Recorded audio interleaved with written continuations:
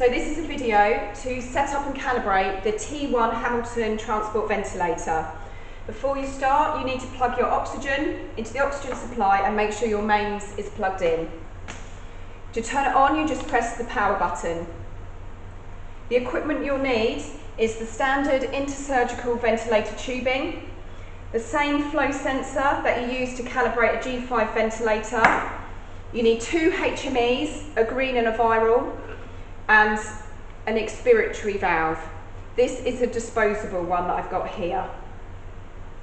So while I wait for that to turn on, I'll show you how to start setup.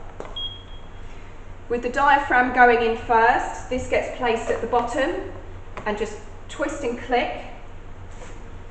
You then take your flow sensor tubing, which is colour coded, so blue to blue, clear to white.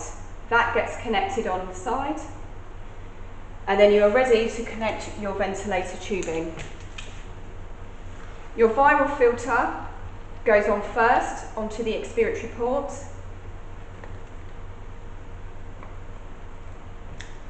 and that's that part completed. At the end of the tubing, you want to attach your HME, and then the connector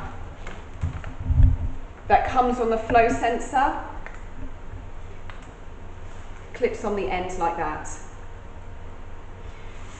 So now you've got your page. When you come to calibrate, you have 3 tabs at the bottom. You want to go into systems, and the first tab, test and calibration. We calibrate the first 2, tightness and flow sensor. When you touch the the tightness setting, it will give you instructions on what to do on this part of the screen.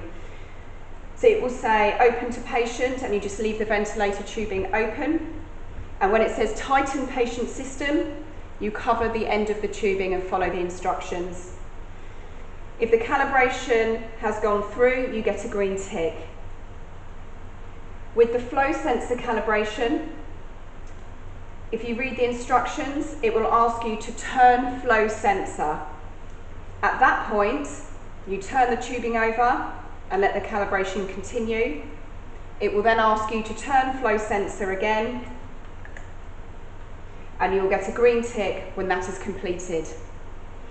Once your calibrations are okay, you want to set up what mode you're going to use. The bottom 2 tabs, you have non-invasive ventilation and NIV ST. ST will allow you to set a background rate, but we don't normally use this for transfer.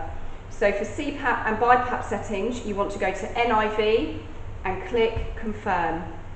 And then you'll be given 3 settings. So the oxygen, if you highlight and use your dial on the screen to program your settings and click to confirm. You've then got PEEP, which you do the same. If your patient is on CPAP, you'd set your pressure support to 0 and adjust as required for BiPAP. Once you're happy with your settings, you confirm, and then you can attach to your mask or hood and start ventilation. To stop the ventilation or turn off the ventilator, you press the power button, activate standby.